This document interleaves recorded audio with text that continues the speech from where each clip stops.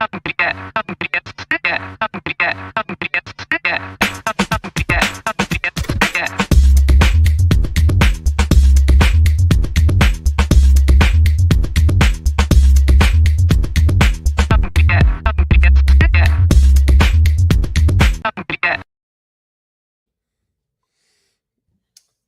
you doing, Chris? Monday, Anthony. How are you? How do Good. you feel I'm the day looking after forward the to this Super Bowl? episode, and I have been advised by my CPA not to make any jokes against the IRS. So I'm going to do my very best to be on the straight and narrow today. Is that your tax attorney I see just slightly off screen? Just right over your shoulder. No, it's my wife, and it's about the same thing. It's really pretty much the same thing. Anthony, could the next Fortune 500 company be hiding in the most mundane service business you can imagine? In 1982, a tax preparer named Henry Bloch was struggling to keep his small business afloat. With just $5,000 and a handful of clients, he made a seemingly crazy decision. He started advertising nationally for his tiny Kansas City company. Everyone just said he was nuts. And that crazy company moved was H&R Bloch, sorry, into a multi-billion-dollar enterprise. But here's what's most don't know.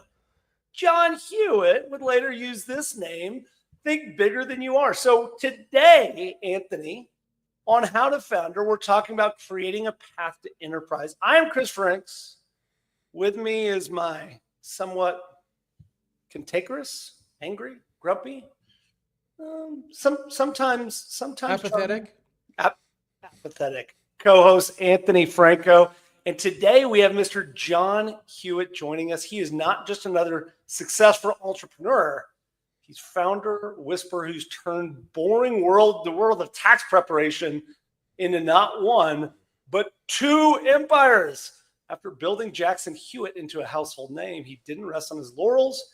He created Liberty Tax Services, scaling it to 6,000 locations. John, I cannot believe you look entirely sane for having run a company with 6,000 locations.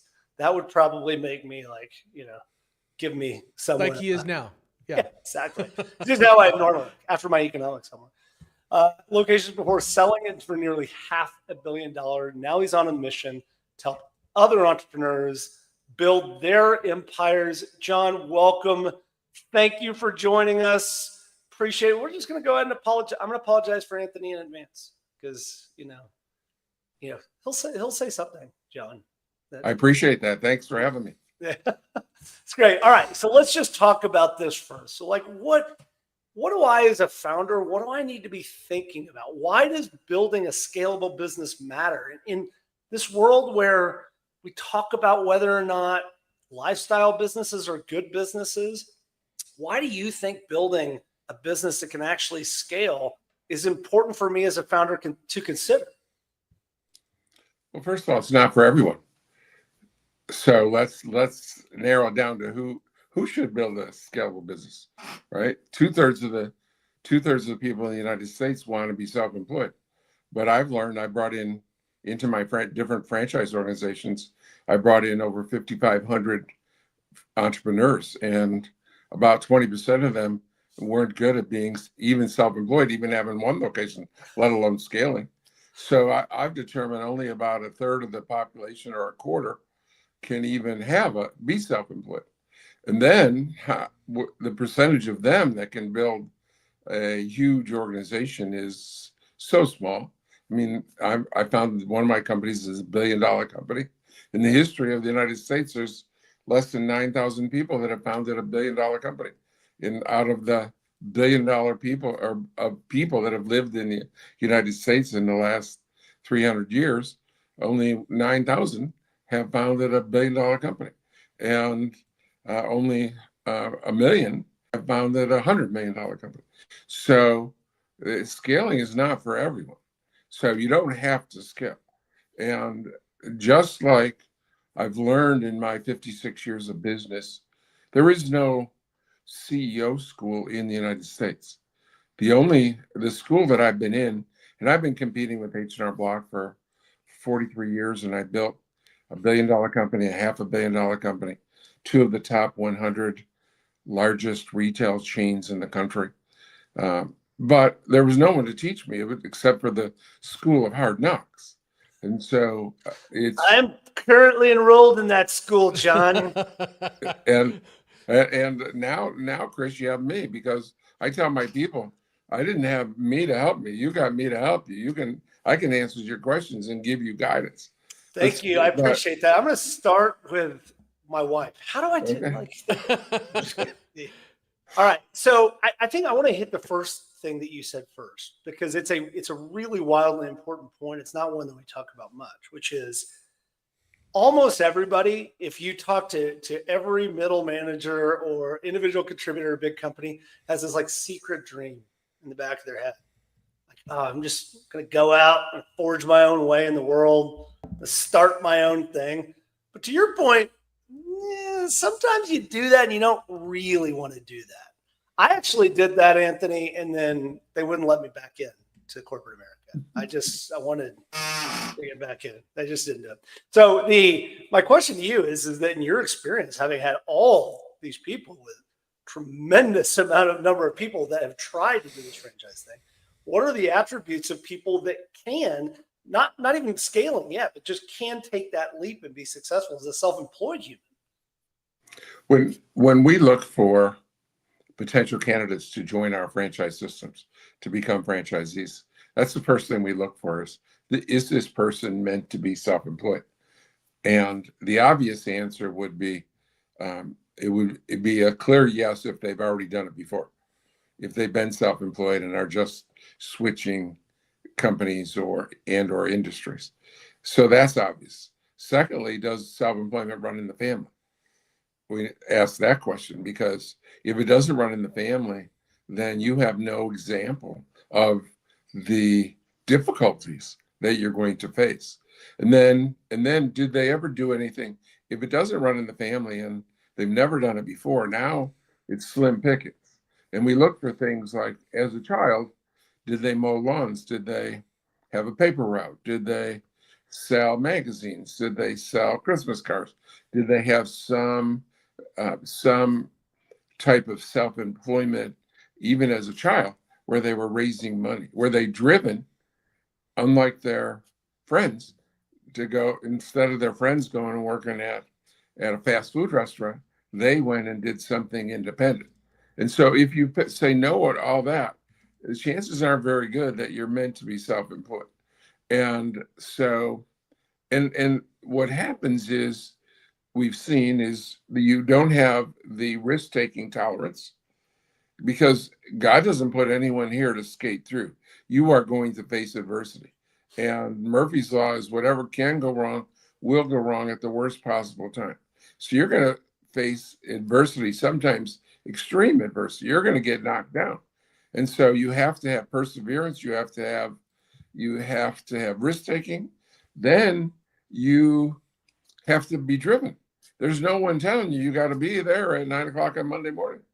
And if you don't feel like being there, then you're not there. So you have to have drive and you have to have goals. And so we take people through a process to try to guide them whether they should even be self-employed. Anthony, I think that I like your approach on this, which is that you generally just try to like scared straight approach for founders of just try to scare the hell out of them to see whether or not that they really want to do this. What just kind of detailed briefly your approach. Well, I like John's initial question. Are you an entrepreneur? And by his own stats, it's likely not. Right? Right. You're going into you need to prove to me that you are, not that you aren't, right? Because and I think that's absolutely the right way to think about it. I tell founders all the time, what do you tell early stage founders? It's like, don't do it. It's scary. It's hard. It's lonely. You're going to fail. Likely stats say that you're not going to make it. You're going to have higher rates of suicide and depression and divorce. Unhappiness. And then only the truly crazy ones, the delusional ones are the ones that go, despite all that, I'm going to try it anyway. Well, now you have a shot. John, you agree with that? Absolutely. If you can talk them out of it, boy, they weren't ever going to be successful. That's exactly right. I do it out of love. Right. And yeah, it becomes that moment where you're like, hey, even if you sort of go, maybe. All right, so let's get into the bigger point, which is really the purpose of the episode. It's a good place for us to start, which is there is a wild difference between being a entrepreneur and somebody that can start a business and create an incredibly great, wonderful, gratifying business, a great business, and starting $1 billion company, John. Like those are two wildly different experiences. Now, yes, you do have to be an entrepreneur and founder, but you're now moving down the curve as far as people that are actually willing and able to go through that amount of pain to start one of those companies. What do you think the difference, even from just a founder to a founder that wants to try to build a scalable company? Well, I think the biggest difference is I call it being able to be a chief of chiefs. And I think of it as back in the days of the Wild West, and there was Indian tribes. And there was a tribe with I think of a bunch of teepees and hundreds of teepees, and there was one chief. But then there was the sitting bull, the chief of chiefs, right? And you have to be able to rise above. If you want greatness, if you want incredible, if you want exponential growth, you have to be able to be a chief of chiefs. You have to lead people that they themselves are leaders. The thing that's funny though, John, is, and Anthony, I want to get your thoughts on this, which is we've talked a little bit about it before. The skill that you need, that ability, that drive, that creativity, that willing to do anything, like, create the graphic, go in, sweep the floors, empty the trash. That skill doesn't often translate to being what you're talking about, which is an executive, right? Like you've got to be able to manage managers. You got to be able to set vision. And Anthony, like when you were scaling up, did you struggle with that moment of kind of moving through that, or was that easy, or was it hard? I'm still stuck. So I have. I never. You don't know this about me, Chris, but I used to go to a psychologist, and I kept having recurring dreams, and this John just brought it up about being a wigwam and a teepee. And he said you're too tense. Yeah, he said I was too tense. Come on. Come on, you ruined the dad joke. The dad jokes are flying this morning. No, sorry. So John calls it chief of chiefs. I always called it being a leader of leaders, and it's a different craft. It's managing people is hard. Managing people who have to manage people is, man, 10 times harder. It's 10 times harder, and then trying to get like what is in your head down to the people that are 3 layers deep it's so complicated and so time consuming and wrought with misinterpretation and errors and mistakes. So yeah, I totally identify with that and have struggled with that myself. So John, tell us about that. Like, what are the skills that you use to get your first location, that kind of thing up and going? And then how did you need to change as you started to evolve into those leader of, bigger companies and more scalable? Well, I came up with solutions for as I faced those difficulties.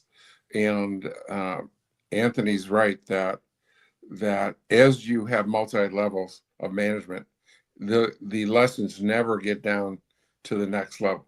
And I was so frustrated by that. So what I did is I did a couple of things. Number one is internally, I had a fireside chat with my whole operations team.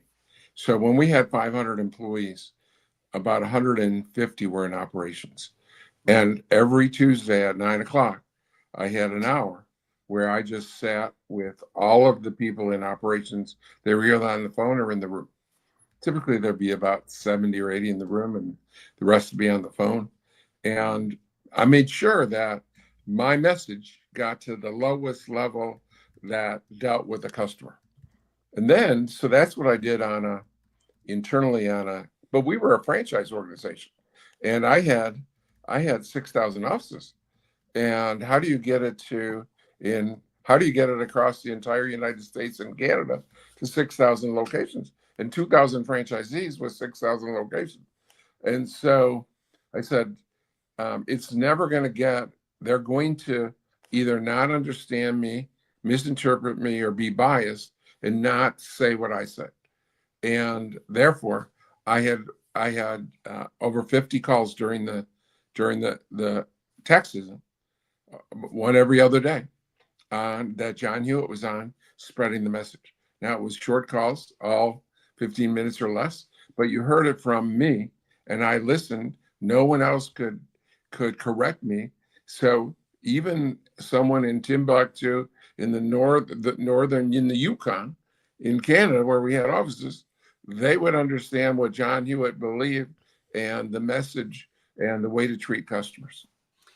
So here's what I'm taking from this, John, which is that thing that you just started with, the charisma, the ability, and you talking to the people next to you, you built a system to be able to communicate that. And you were able to build a system. And Anthony, you and I've talked a little bit about this, but I just want to get your take on, like, how do I, as a founder, think about trying to do what John just said, which is to start to build some sort of system where I can communicate, in, to your point, John, like your own words as much as humanly possible to try to drive messages to every part of the organization. I think it's hard, and I think a lot of founders fail at this stage. Well, I think thinking of it as a system is actually a mistake. And let me explain. John didn't build a system. He didn't create an LMS where people had to log in and see a video of John. Yeah, you're right. It's not a computer system. He did it himself. And it was him live. It wasn't a recording, which nobody listens to. It was, no matter how big you get, you're still not too big to communicate with your organization directly. And a lot of great CEOs do exactly that. I mean, there's CEOs that are still like Oracle. Ellison is still on customer calls. He still makes customer calls. And I heard that he insists on being on all of them. And I don't know if I believe that anymore, but he's failing but boats still, it kind of gives that you the mentality. That would be physically impossible. Right. Yeah. I would agree, but there was some point at which that was true, right? Until it was physically impossible.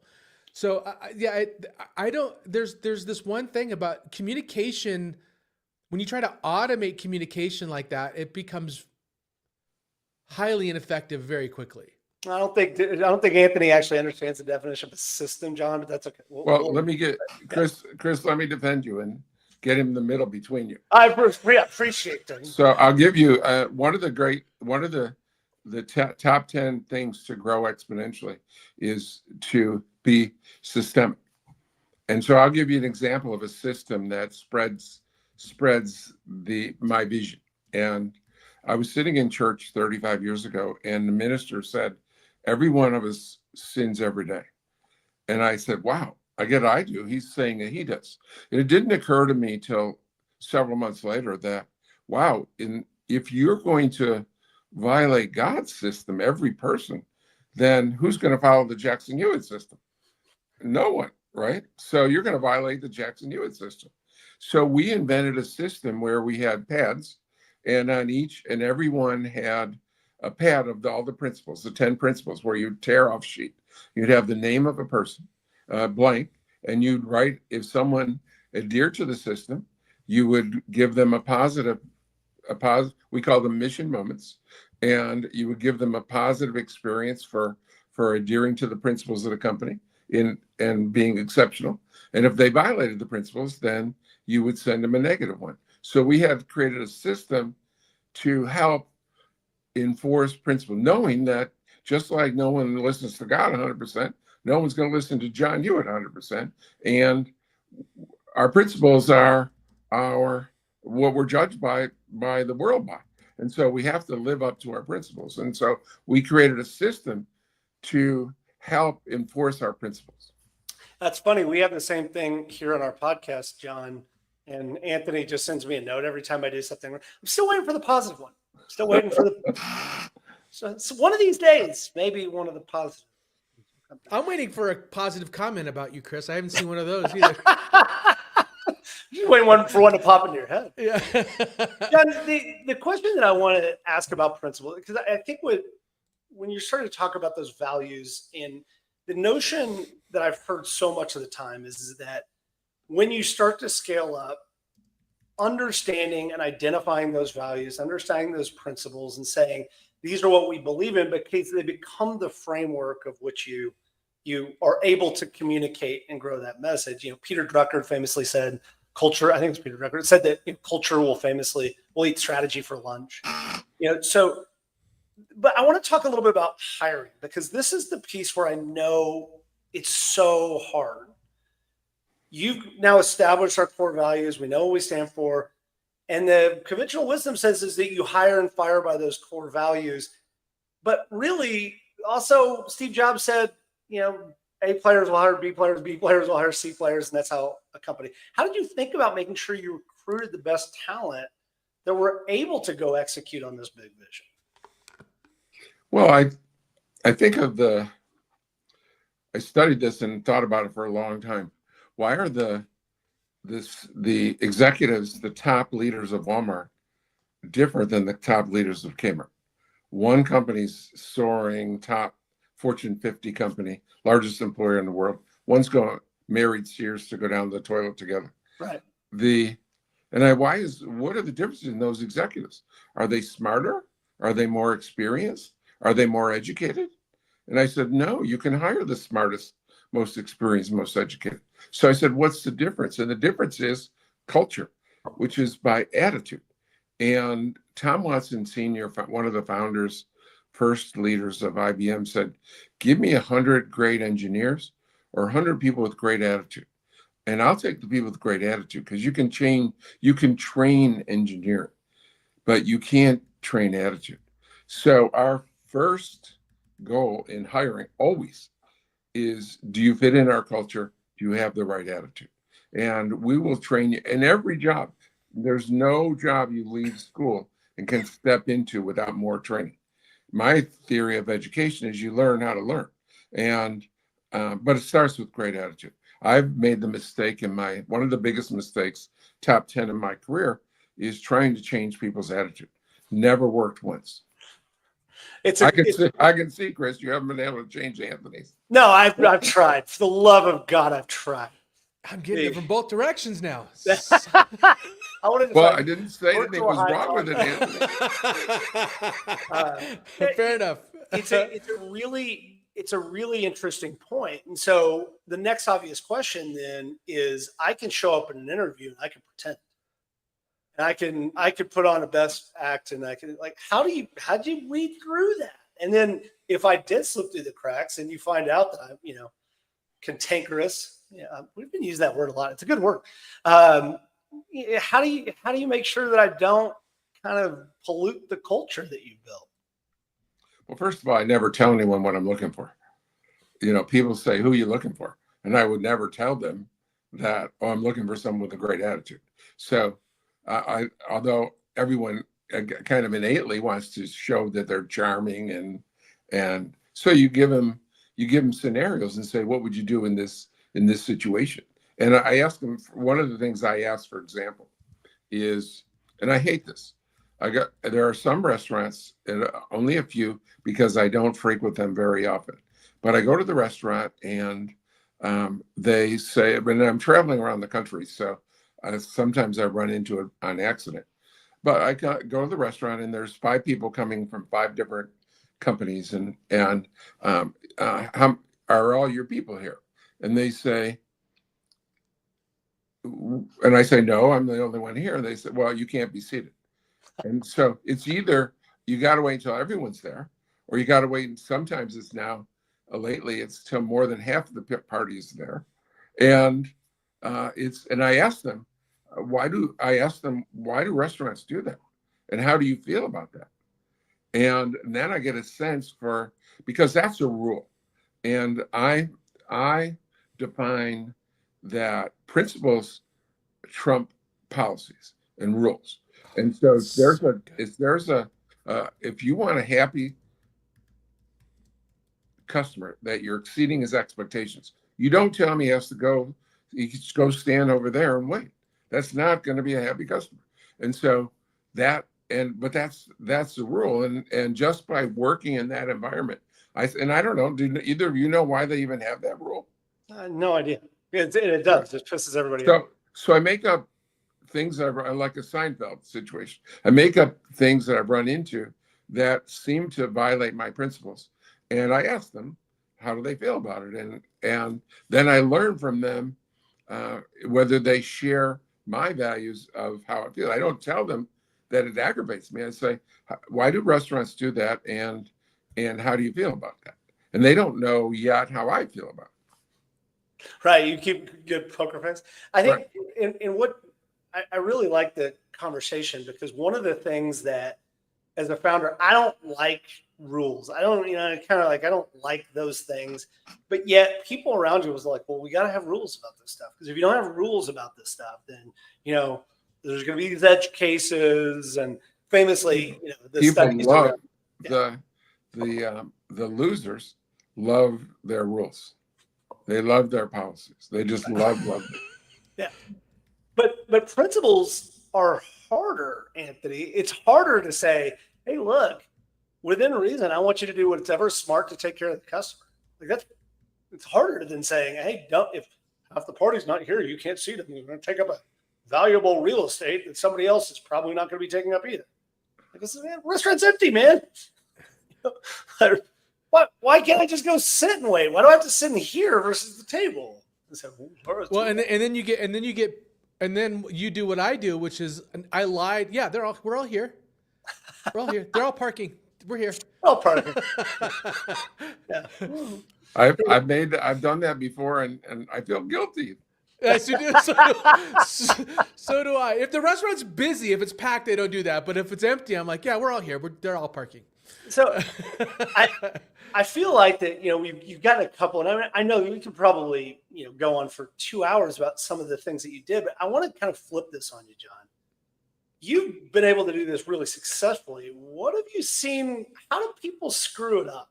What are the pitfalls in that scale up phase? Yeah, what's that famous consultant, Gary Vaynerchuk, or how do you say it? Gary V. Yeah. Okay. I heard him the other day about 2 weeks ago, and I thought it was brilliant. And because it's exactly that, he answered the question that you just asked. He said, you know what? You hire people for attitude. He said, but you're going to be wrong. They're going to fool you. And like you said, they're going to fool you, and you're going to be wrong. And he said, I'm wrong half the time. And I'm wrong almost half the time, at least 40% of the time. He said the key things you got to do isn't just hire for attitude that you're just guessing. He said you got to fire and promote. You got to quickly fire and quickly promote. I mean, so that's the answer to your question. It came from Gary V. Yeah, I mean, so this also gets into the we're trying not to cuss on the podcast, John. So I'll say brilliant jerk. Yeah, I hate listening to him. He swears every sentence. Oh yeah, that's great. But the brilliant jerk is one of those things that you often like. This is the person in the tech world that is the most brilliant technical mind, but is toxic and is not kind, and everybody else hates working with this person. But they're brilliant and they know how to fix problems. And the conventional wisdom says you got to fire the brilliant jerk. Like you have to. Is that your experience?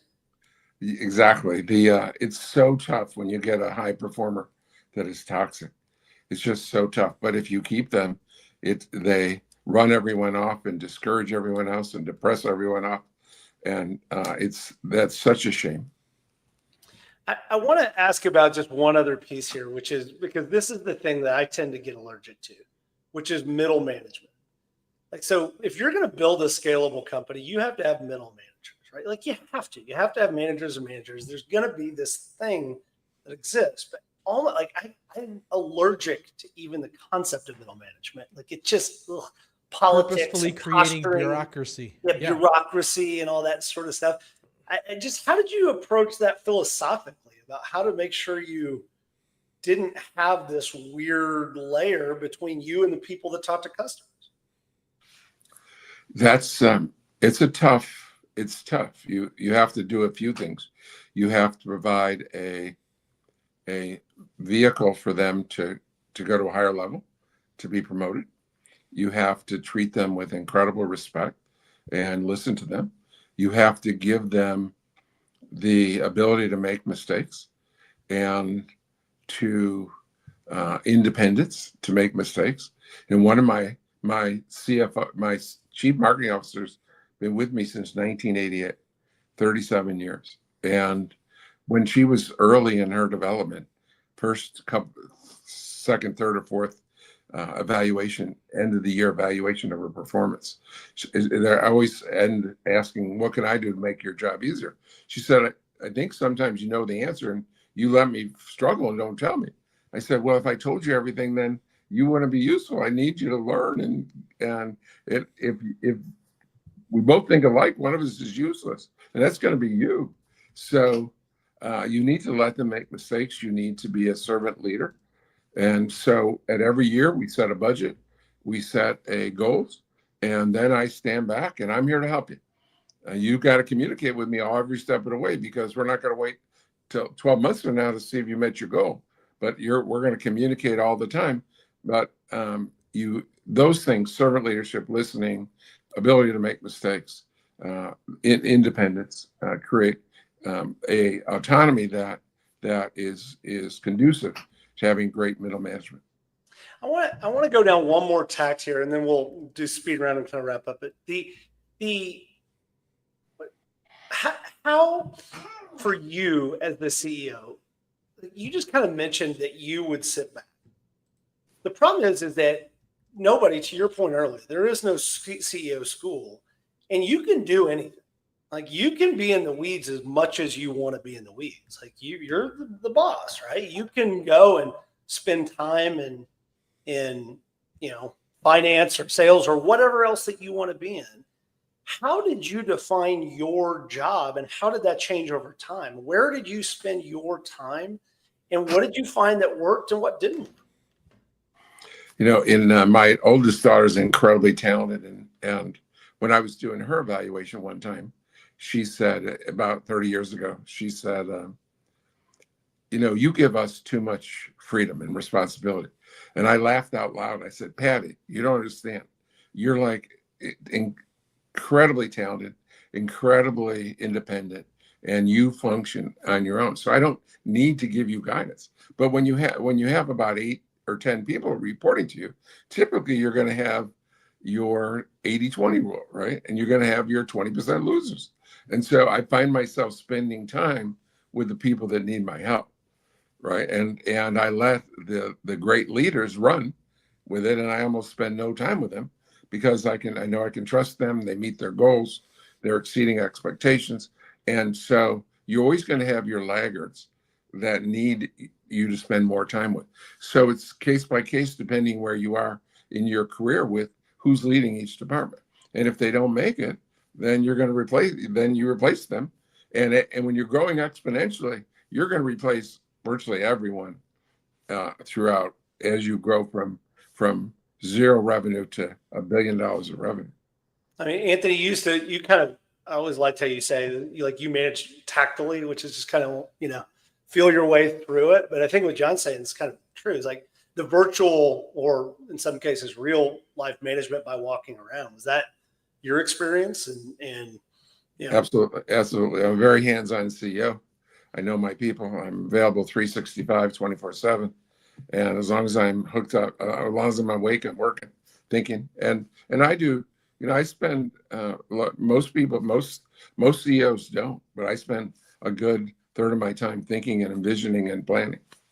How do you manage your time that way? I mean, I know some people actually just do time blocks and figure out time to go for walks and such. Yeah, I don't need to, because if I'm sitting watching the Super Bowl, business thoughts will come up, right? And I'll be getting an email and handling it. So I don't need to put blocks of time aside. But what I do very jealously is I guard my time. So like if you're one of my staff and you said to me, and I said, Mary Jane has that, and if they make the mistake, and early in our relationship they'll make the mistake, would you tell her to send it to me? I say, if there's ever a discussion between you and I about who's going to do something, don't even think about it. I'm the laziest person on the planet. It's you. Don't if two people in this company know, right? Then don't ask me. So let's say I sent you an email and there's no attachment. And I said attached. And it was, I forwarded it from Mary Jane to you, to me, to you. And you said I didn't get the attachment.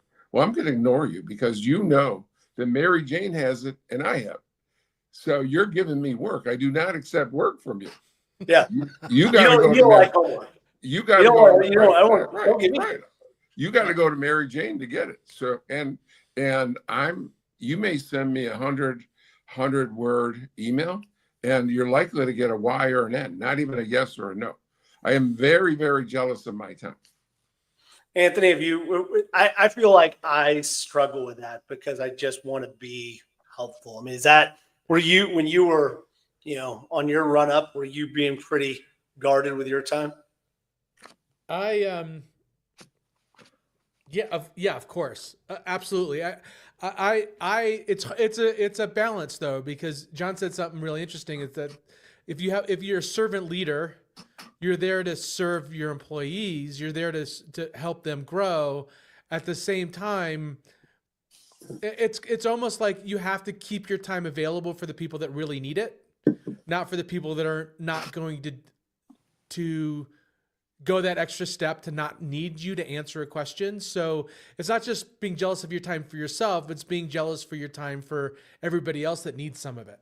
And the business too, right? And the business, yeah. And remember, you're always teaching them to delegate too, right?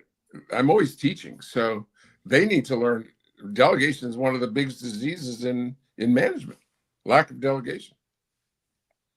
Yeah, I mean, it's funny, and I think this is such a massive thing for founders, which is we get caught in a trap, and it's actually a terrific part of this conversation, John, which is one of the traps of not being able to scale is not being able to delegate. And there's a lot of reasons why, right? Like there's a lot of reasons why you could not delegate. A lot of them are just like, I think I can do it better. And you probably can, right? You at this point, you probably can do whatever you're doing better than the other person. So how did you get over that middle barrier? I have the good fortune of being the laziest person on the planet. I somehow doubt that. That's my problem. I'm not lazy enough, Chris. Lazy, so. Remember Huckleberry Finn and Tom Sawyer? Remember who painted the fence? Yeah. I have spent my life figuring out how other people can do my work. That's Anthony, did you have the Olay thing where somebody would come in and be like, oh, I've got this thing, and then suddenly they walked off with more work? Like, were you able to do that Jedi mind trick on people? No, I'm not as good a delegator as John is by a long shot. Like I like doing work, which puts me at a disadvantage for delegation for sure. Well, John, it's just you and me being lazy. You got any work you want to delegate with Anthony? Hey, I don't mind being the only guy on the planet being lazy.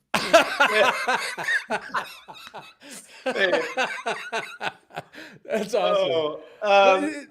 Because I have a question before we jump into the speed run. Sorry? Yeah, please go. Ask yes. So, I mean, the podcast episode was supposed to be about how do you get from mid-size to big, and I'm very disappointed. The answer is you got to have amazing people skills. I was hoping you would say you had to know how all to you do need that. is a good Salesforce implementer, or like I was hoping the answer would be easier. Is there something? Well, there is hard. Part of it's systemic. You can't just have good people. Chris is going to be happy that some of it's systemic. And so what we do every year is, and it's coming up in March, is we get the whole team together, the management team. And we do a SWOT analysis, and then we plan 5 years out. And then, and then we agree that this is where we're going to be in 5 years. And there'll be huge differences of opinion, but then I'll pick a number in the middle, and that'll be our number. And then once we get 5 years, then we go down to 3 years. And then once we got, that'll take about an hour, and then about an hour and a half on 3 years. And then we get down to 1 year and every month during the year. So for example, if we're going to bring in 200 new franchisees next year, we know the marketing person knows how many leads they need to have. They need to know, they know the sales department knows how many salesmen they have and how many are going to come in each month. And how the training department needs to know how many they're going to train each month. So we start with a 5-year vision that's totally blue sky, totally big, hairy, audacious goals. When I started Jackson Hewitt, I had 6 offices, and Block had 9,000. And from day one, I said, we're going to have 9,001. Now, that's crazy, right? We only got to 6,000, but it became a $1 billion company. Yeah. So that's not so bad. I'd rather. It's a pretty good place to miss. Right. You're gonna miss. So part of it, Chris, and Anthony, is you set huge goals, and if I miss it, then that's not so bad. But if I hit small goals and make it, that's pretty bad. You should have goals that you occasionally miss. If you always hit your goals are too low. Yeah, I always love that too. When people are like, I've never missed a goal. I'm like, yeah, your goals are pathetic. What kind of goals are you setting, man? Right. It seems, it wasn't, your goal wasn't to win the Super Bowl then. Yeah, right. I kind of feel like I have 50 other questions to ask you. So I'll ask this, and then we can do speed round, Anthony, which is as you are thinking through this mental framework, like as we're starting to go through this, I hear you. It's people, it's culture, etc. There's just one other thing I want to ask, which is just out of my own curiosity. We as founders tend to believe that $1 billion companies have it all figured out. Like, they just don't have any problems anymore. Which I know, having talked to some CEOs like you, like that's not necessarily true. How do you attack the idea of problem solving? Like of these idea of these problems? Like what is, do they keep you up at night anymore? I mean, is it still as big and as acute as when you were tiny little companies? Just talk a little bit. It's been easy for me in one sense that as a franchise organization, we listen to our franchisees. So we accumulate ideas up throughout the year, and then at the culmination of the year, we invite our franchisees in, and we divide into groups: marketing and software and support and so forth. And then we say, tell us how to improve our marketing. Tell us how to improve our technical support. Tell us how to improve our operational support. And then we break it. The top management meets with several of the franchise representatives and decide, what are we going to change this year? What are we going to change sometime in the future? And what are we never going to change? And so the ideas are coming from thousands of people, and they're filtered down, and we're able to listen to the people that are closest to the customer. I know the big picture better than anyone on the planet. I know I'm the great grandfather of income tax preparation, founded 2 companies with 10,000 locations, to one $500 million, the other $1 billion. So I know the big picture better than anyone, but they're closest to the customer, and society's changing, and customers are looking for different things. And so they need to know the tools they need to exceed customers' expectations. I'm thinking that maybe, John, like we just pivot how to founder of tax services. I mean, I think one of us has a lot of experience in doing that, and the other one, two, could just be along for the ride. There we go. That's a great idea. All right, let's do the speed run. Oh, sorry, Chris. Come That's on, my cue. Anthony. I'm sorry. Here we go.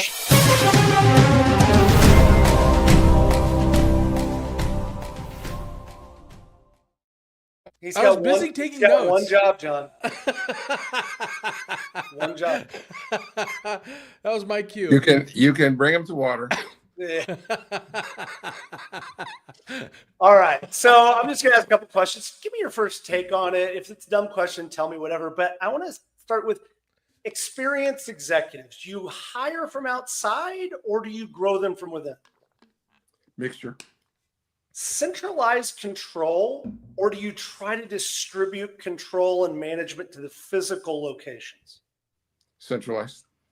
So as far as franchises go, if you were ever going to do it again, are you going to stick with franchises or would you do corporate owned?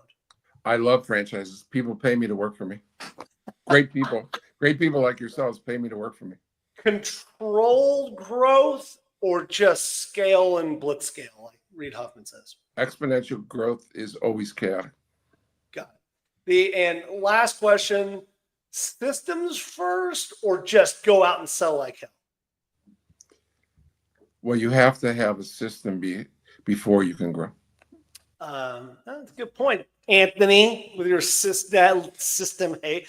I John, don't hate systems. Wait, for the record, I don't hate systems.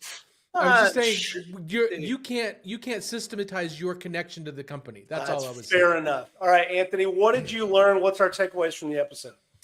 There's a lot. I took a lot of notes. So, fundamentally, people is at the core, right? Deliver your messages directly with fireside chats and stand-ups. Hire for attitude. Use situational interview questions. Principles trump policies. I want to say that again because it's so great. Principles trump policies. Losers love rules. Another great truism that I'm going to use forever. Quickly fire, quickly promote, foster autonomy, allow people to struggle and make mistakes. And then when it comes to building systems, I've got a couple of them. Be systemic and build self-sustaining feedback loops.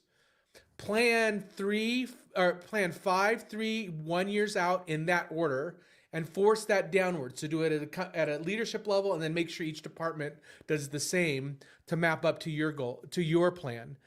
And then the last little bit as an employee, if you always hit your goals are too low.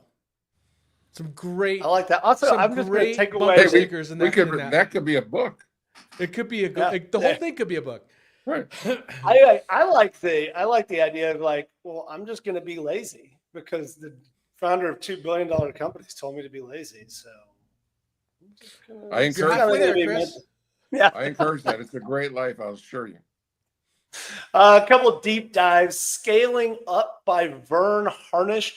Of course, the E-Myth Revisited. That's by Michael Gerber. Built to Last by Jim Collins. The Outsiders by William Thorndike. John, what books do you like? What have you read? What do you recommend other founders like us? I love Michael Gerber, and I so much that I had him as a keynote speaker at our convention. But he's just like Gary Vee. He swore about every other sentence. But I'll give you a little clue if you can find it. And I love the book so much. It's called The E-Myth. And he wrote the E-Myth. And then, unfortunately, a couple of years later, he rewrote it into E-Myth Revisited. And I begged him over the years to let me republish E-Myth because E-Myth was better than E-Myth Revisited. That's funny. I've never read the E-Myth. Yeah. I just knew we revisited it. If you can find it, and it's in some used bookstore or Amazon used or somewhere, get the E-Myth. It's better than E-Myth Revisited. I'm going to go corner the market on that book and then just, drive up prices because there's probably like 12 copies left in the world. John, thank you so much for the time today. I know this is like the crazy busiest time of year. Where can we find out more about you? Where do you share this wisdom? Where can we connect? Well, your listeners can get and viewers can get a free copy of my book on loyaltybrands.com. Loyaltybrands.com. I love it. Right. And all my webinars and all is on YouTube and under loyaltybrands.com. But there's links from my website. Beautiful. Loyaltybrands.com. And where can we find you? What's your website? Loyaltybrands.com. That's it. I think again, I didn't do very well in my economics test either, John. So Chris is one French fry short of a Happy Meal. Sorry about that, John. Unbelievable conversation. Thank you so much, John, for joining us. Anthony, we got some stuff coming up this week, including like in 10 minutes, I think. Yeah, so we've got a founder spotlight in 10 minutes, and then tomorrow we're going to be talking about with Chris. This is our first podcast where you and I just get to talk together. I purposefully did not schedule a guest for this. We're going to talk about how to know your competition. I'm really looking forward to that. John, for if everybody you ever listening, have thank you. insomnia, you could just download this episode of Anthony and I talking, and that'll be the cure for that insomnia. It'll be terrific. Thanks. That's good advice. I'm half asleep during the podcast episode. I'm half asleep right now. That's amazing. Thank you again so much for joining us. Anthony, get us out of here. Yeah. So reminder to everybody that's listening, please visit us on howtofounder.com. You can follow us on all the major channels. Also, leave us a great review on Apple Podcast if you don't mind. I really appreciate you guys listening. John, this was really, truly a fantastic episode. You brought a lot of nuggets. I wish we had 3 hours with you because I was learning a ton the whole way. Really appreciate you. My pleasure. Thank you. Have a wonderful day. You too. Thanks everybody. Bye.